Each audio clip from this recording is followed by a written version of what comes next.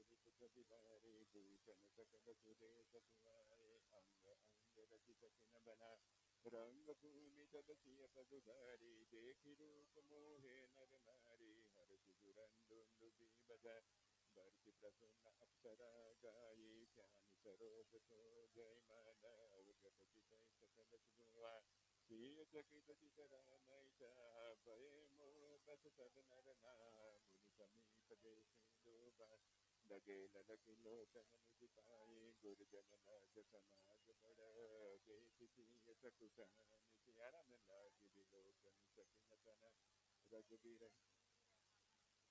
राम रूप रुचिय छवि देखे नर नारिन परिहरि निमेषे सोन विचार पन तज नर ना सिय राम कर करे विबाहु जग फल सिय भाव सब ताहू हट किन्हे अंतर कैला लता मगन सब लोग बरसा बरो जानकी जो सब बंदी जन जनक बुलाए बिरदा बने कहत सुनौ सकल मई पाल सियाराम पन विदे कर कहीं अमर बुझा उठाए विशाल सियार रूप कुश बल सिज शिव धनु राहु गरुड़ कठोर विजित सब काहू रावण बाण महागत बा तेति सरासन गवै सिधारे सोई पुरारी को दंड कठोरा राज समाज आज जोई तो त्रिभुवन जय समित भय जेहि विनय विचार बरई अति तेहि सुनिपन सकल पूका बिना बटमानी अतिशय मन मागे परिकर बांधी उठे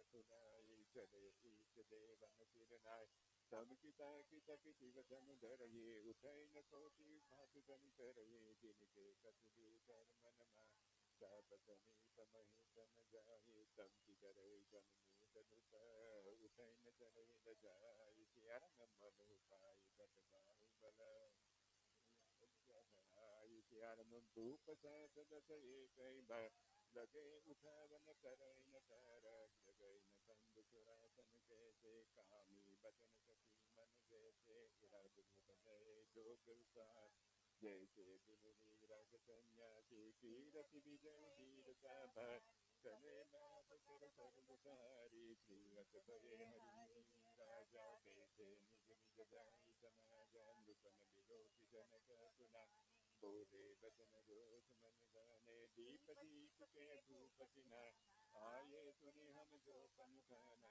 देव धनुष धरि मनुज शरीरा विपुल वीर आये रणधीरा कुंवर मनोहर विजय बड़ी कीर्ति अति रमणीय सियाराम पावनी हार बिरंज जनु रचेउन जनु दमनीय सियाराम मंगल भवन मंगल हारी द्रवौ दशरथ सिर बिहार मंगल भवन मंगल हारी द्रवौ दशरथ सिर बिहारी सियावर रामचंद्र जी की जय श्री पवन सुत हनुमान जी की जय श्री उमापति महादेव जी की जय मुद मंगलमय संत समाज की जय श्री सद्गुरुदेव भगवान की जय।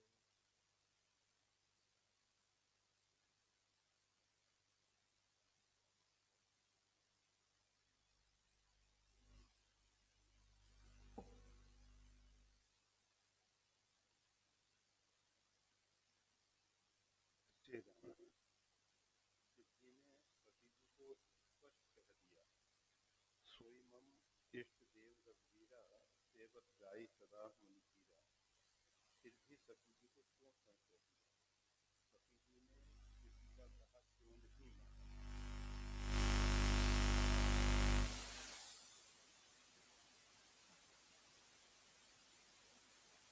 हरि इच्छा भावी बलवाना, हृदय विचारत शंभु सुजाना। इसमें हरि इच्छा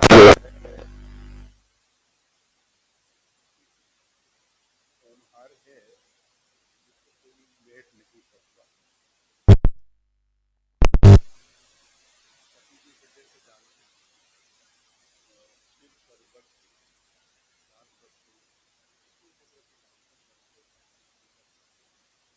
सर्वज्ञ और अगर ये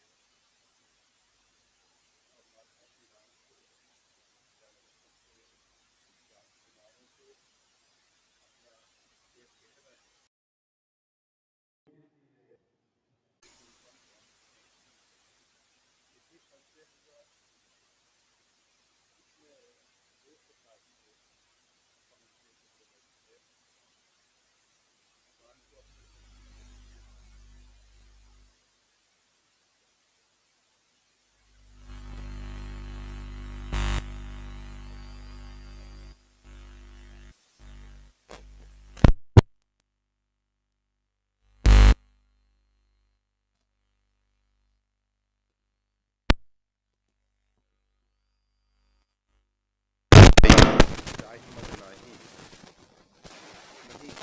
जन्मा जन्मा प्रभुता पाके किसी को मर ना हो ऐसा कोई व्यक्ति पृथ्वी पे जन्म नहीं।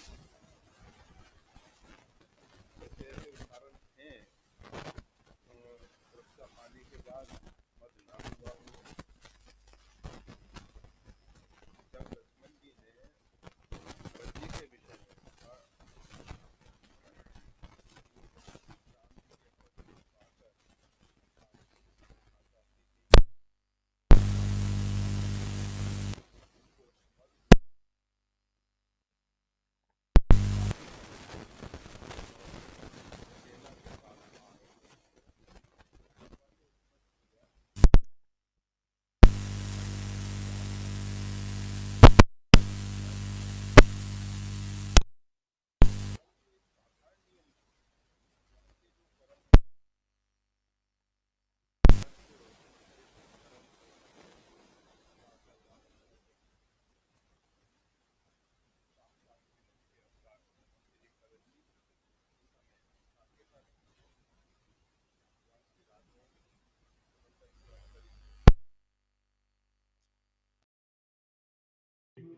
है वो ही भरत जी बनते हैं। इसलिए इनको राजमद होने का कोई प्रश्न ही नहीं है, क्योंकि जो उच्च पदासीन पहले से ही है उसको फिर इस प्रकार के पृथ्वी के पद क्या उसको मद में डाल सकते हैं? वो कभी संभव नहीं है, कभी संभव नहीं है। परंतु दक्ष प्रजापति की स्थिति दूसरी है। दक्ष प्रजापति को जब प्रजापति का पद मिला, ब्रह्मा जी ने देखा कि दक्ष प्रजापति सब प्रकार से योग्य हैं और इनको प्रजापति बना देना चाहिए। और दक्ष प्रजापति जब प्रजापति बनाए गए तो उनको बहुत अधिक अहंकार हो गया, अभिमान हो गया। पहले से कोई व्यक्ति जिसकी बुद्धि कुशाग्र है और उसको पद मिल जाए तो अहंकार होना स्वाभाविक है।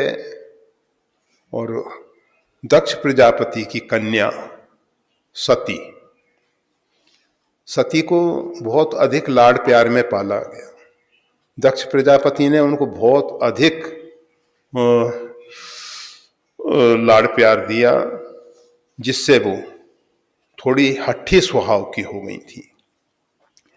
और उसके साथ साथ दक्ष की जो विचारधारा है, जो उनकी अहंकार और अभिमान से भरी हुई वृत्ति है, उस सब का असर सती जी पे हुआ है। तो भगवान श्री राम भी चाहते हैं, भगवान शंकर भी चाहते हैं कि भगवान के भक्ति के मार्ग में आने के लिए व्यक्ति को निरभिमानी, निरहंकारी होना चाहिए। और इस शरीर से सती जी में वो परिवर्तन लाना कठिन दिखाई दे रहा था। तो इस प्रकार के अनेक कारण बने, जिन कारणों से सती जी जो हैं भगवान शंकर की बात पे विश्वास नहीं कर सकी। और जब मन में बहुत अधिक संशय हो गया तो भगवान शंकर ने कहा, हुई मोरे कहे न संशय जाही, विधि विपरीत भलाई नहीं। मेरे कहने से संशय निवृत्त नहीं हो रहे हैं, इसका अर्थ विधाता जो है विपरीत हो गया है। एक तरफ व्यावहारिक दृष्टि से देखें तो सती जी को शरीर त्यागना पड़ा है, दूसरी तरफ देखें तो उनको एक हिमाचल के यहाँ श्रद्धा के रूप में प्रकट होने का सुअवसर मिला है।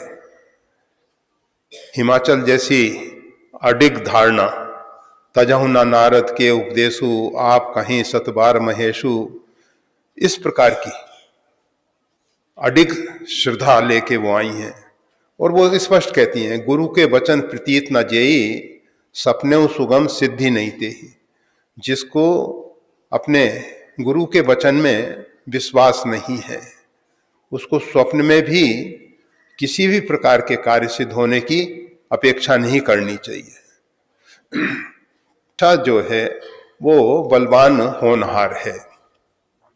सती के जो पूर्व के संस्कार हैं उनको परिवर्तित करने के लिए ये आवश्यक था। ये जो शरीर की रचना होती है, उस समय जिस जिस प्रकार के शोर मंडल में ग्रह इत्यादि होते हैं, उनका असर मन मस्तिष्क पे होता है। भले ही सती जी देवकोटि की हैं, फिर भी ब्रह्मांड के जो भी पिंड हैं, जिनको तारे और ग्रह उपग्रह कहा जा सकता है, हम अपने सूरज के सापेक्ष में जो घूमने वाले ग्रह हैं और ग्रहों के इर्द गिर्द घूमने वालों को उपग्रह कहते हैं। इसी प्रकार से असंख्य तारे हैं और उनके इर्द गिर्द घूमने वाले ग्रह उपग्रह भी बहुत हैं। तो उन सब का असर सती जी के ऊपर है। तो उसमें एक परिवर्तन लाने के लिए यह आवश्यक हो गया था कि अब सती जी का जन्म एक ऐसे स्थान पे और एक ऐसे विशेष समय में हो। भारतीय हिंदू संस्कृति में गर्भाधान के समय जो विचारधारा होती है, गर्भाधान के समय जो समय होता है, हमारे यहाँ सब कार्यों को मुहूर्त देख के करा जाता है। ऐसा नहीं कि जब मन आया तब, केवल कामेक्षा की पूर्ति के लिए नहीं, वहां संतान उत्पत्ति के लिए जो शास्त्र सम्मत काम है वो भगवान का स्वरूप है। जो शास्त्र सम्मत अर्थात ज्योतिष के हिसाब से मुहूर्त इत्यादि सही हों। ये मतलब व्यक्ति भावुक होके, कामुक होके गर्भाधान करे तो वो कार्य बहुत सही नहीं कहा जा सकता। और अगर विधि विधान से किया गया कार्य है तो वो छांदोग्य उपनिषद में कहा गया है, वाजपेयी यज्ञ जैसा पवित्र कार्य हो जाता है। क्योंकि एक उत्तम संतान को जन्म देना, दाम्पत्य में अगर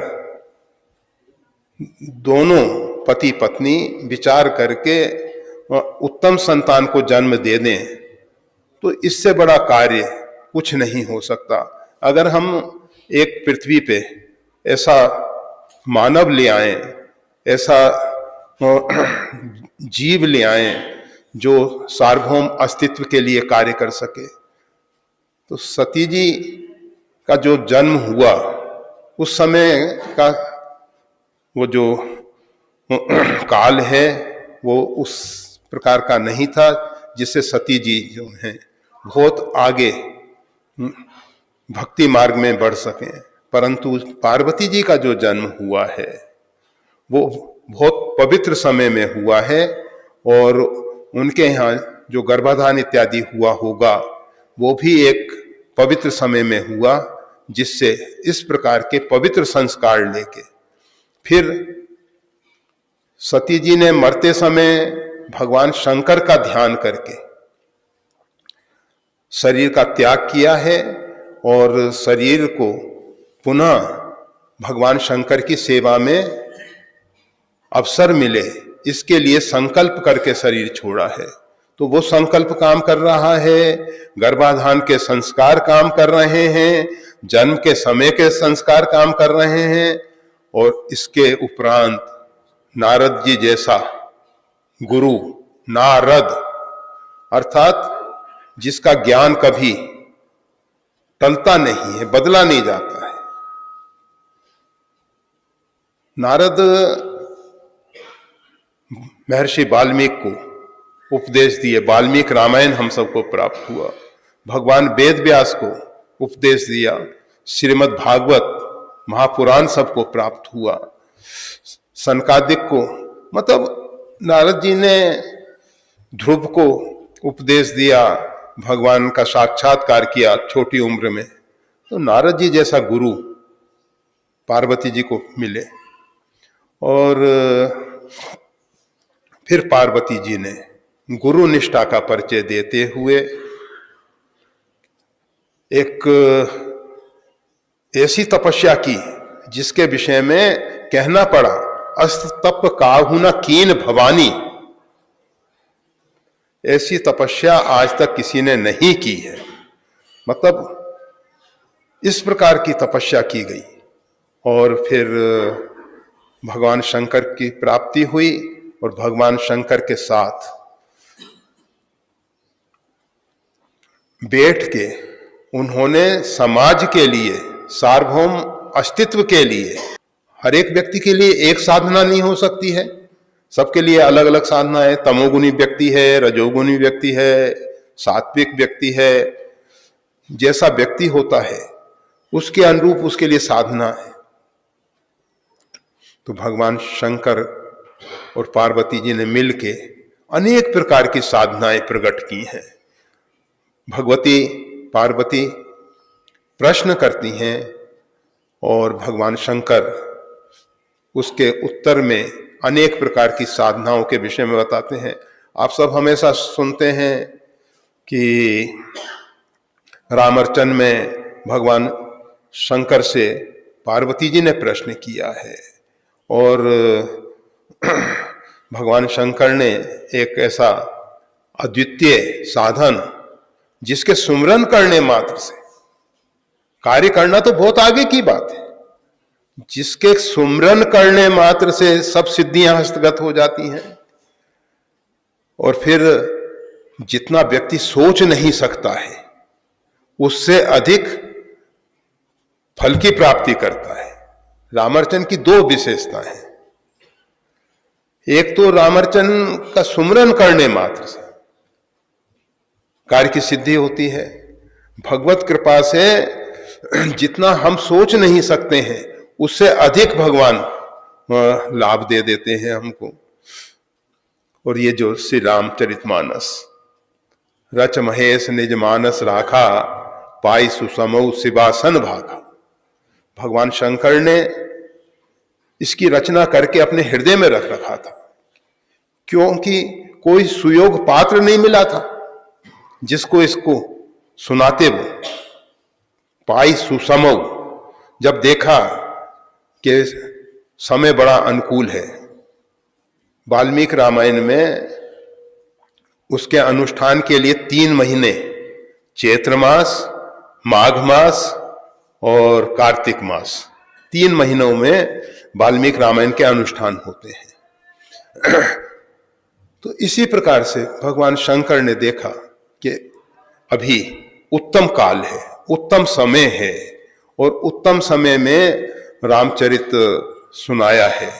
पार्वती जी ने एक बार भले अवसर जानी, पार्वती जी भगवान शंकर के पास गई हैं और श्रोता के रूप में पार्वती जी हैं, वक्ता के रूप में भगवान शंकर हैं, और वहां कोई अन्य भीड़ नहीं है। परम अधिकारी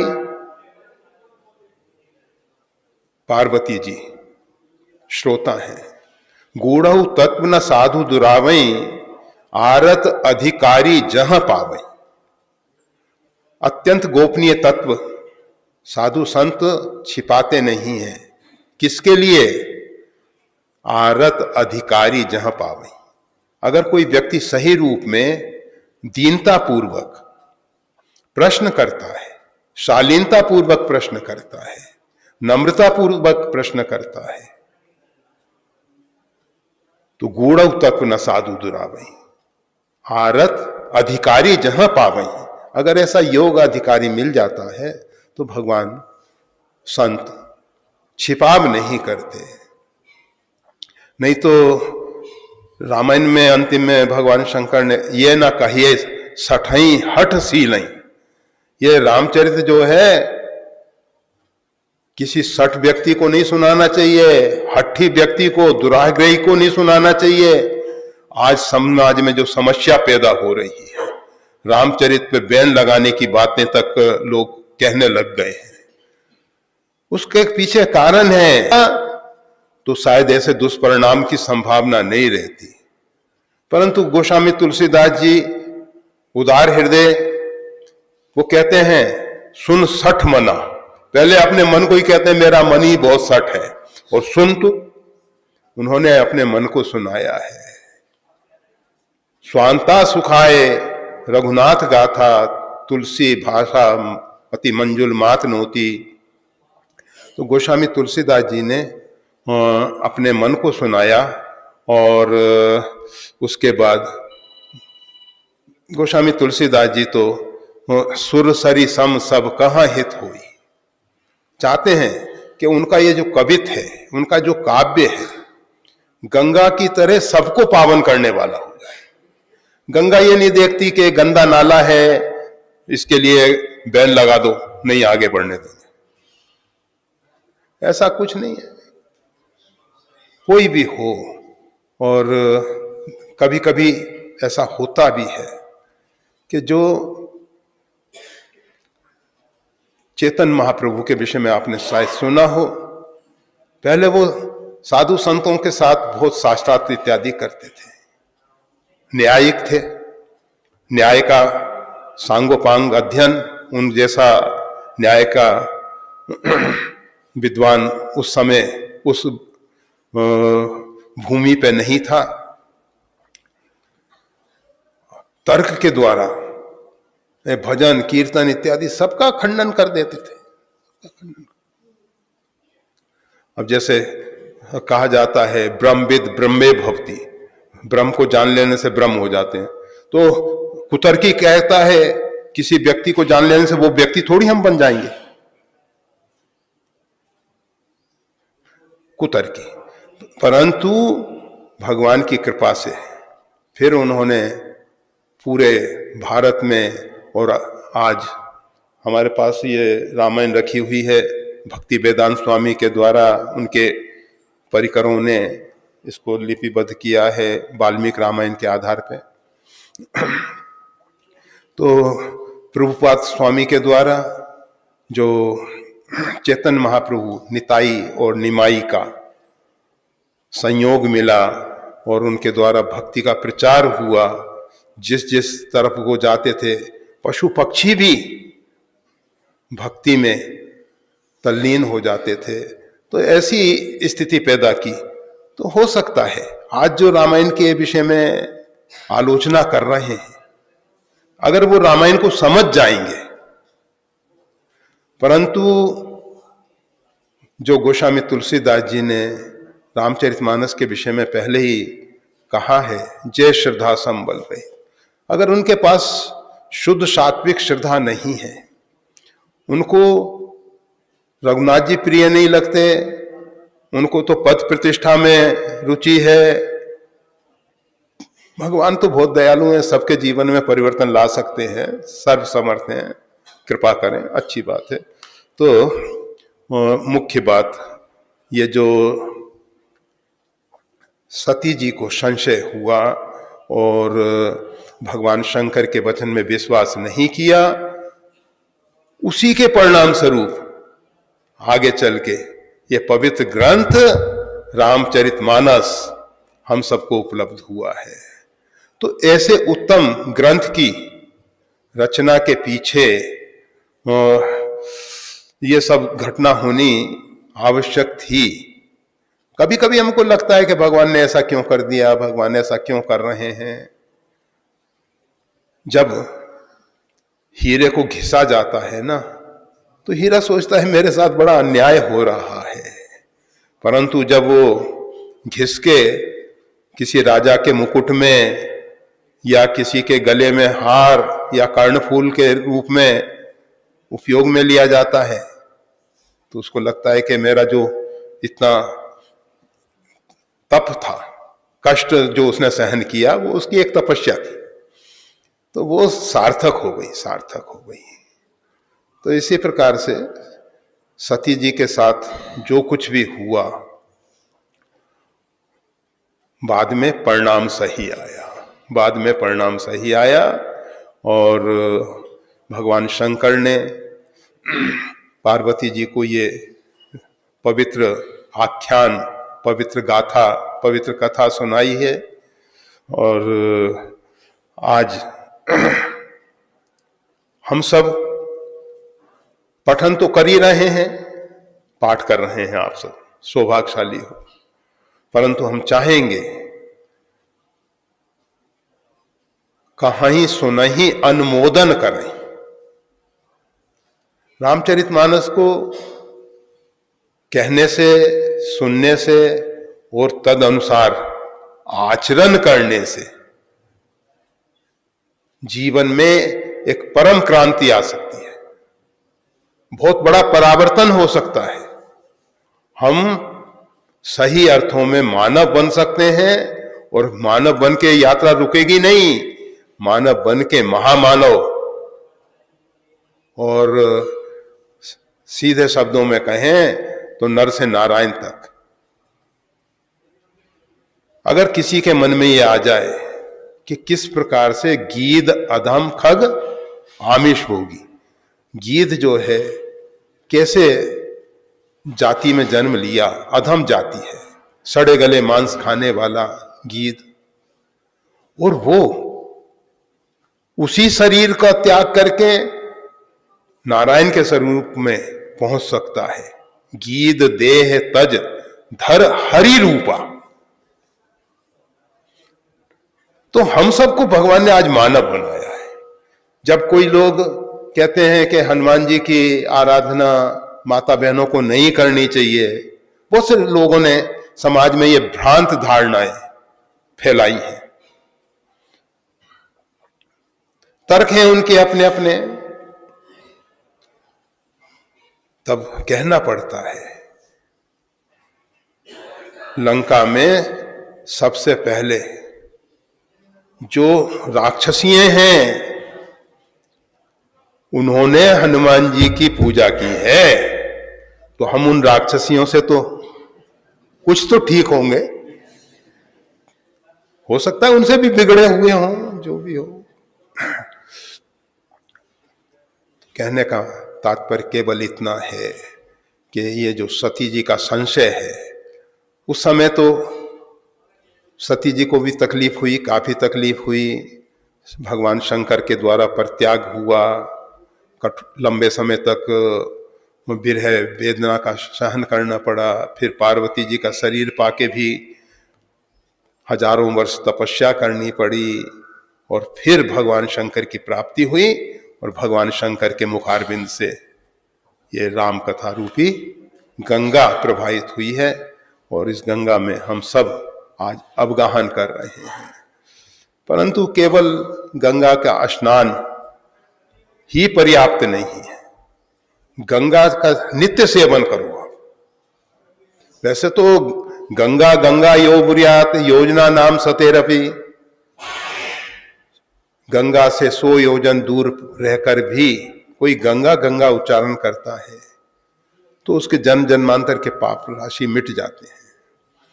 परंतु भक्तों को संतोष नहीं होता, वो चाहते हैं कि नित्य प्रति गंगा जल सेवन करें, मां गंगा की गोद में कुछ क्षणों के लिए तो बैठ सकें। स्नान, गंगा में स्नान मल धोने के लिए नहीं किया जाता है, ख्याल करना आपसे। मल धोने के लिए तो आपका बाथरूम अच्छा है ना, उसमें गर्म पानी से और साबुन शैम्पू का प्रयोग करके अच्छे ढंग से शरीर की सफाई कर लो। परंतु गंगा जो है हमारे हृदय की मलिनता को धो देती है। कुछ क्षणों के लिए तो हम गंगा में स्थित हों और डुबकी लगा के, मतलब नख से शिखा तक, पैर के अंगुष्ठ के नख से लेके शिखा तक, मतलब पूरे शरीर को मां गंगा में डुबा दें, कुछ क्षणों के लिए डुबाए रखें। तो उतने क्षण मात्र में गंगा के प्रभाव से हमारे अंदर परिवर्तन आ जाता है। और भगवान ने कृपा की है कि आप सबको मां नर्मदा के रूप में गंगा प्राप्त है। 7 गंगाओं में भगवान की कृपा है। सब जगह भारत में, इस भारत की पवित्र भूमि में, पावन भूमि में आपके हमारे अमरकंटक से लेके रेवा सागर तक इस क्षेत्र को मां रेवा ने, मां नर्मदा ने, नर्मदा नाम अच्छा लगता है, नमामि देव नर्मदे, नर्म दे, नर्म सुख शांति देने वाली है वो। हमको सब प्रकार की तो नर्मदा जल की अपनी बहुत विशेषता है, कम नहीं है। तो कुछ क्षणों के लिए वहां जाके उसमें डुबकी लगा लें। नर्मदा जल ज्यादा ठंडा भी नहीं होता है, मध्याह्न में तो जा सकते हैं, भगवान की कृपा है। तो ठीक है, ये संशय हम सब के लिए कल्याणकारी हुआ और भगवान कृपा करें कि हम भगवान की प्रत्येक घटना में भगवान की कृपा का अनुभव करें, भगवान के मंगलमय विधान का अनुभव करें। घटना तो घटित हो गई, हमको ऐसा नहीं सोचना चाहिए कि नहीं नहीं या गलत हुआ, सती जी को ऐसा नहीं करना चाहिए था। भगवान शंकर कह रहे हैं और फिर नहीं माना इन्होंने। पर इसका अर्थ यह नहीं है कि हम दुराग्रह करने लग जाएं। जय श्री राम।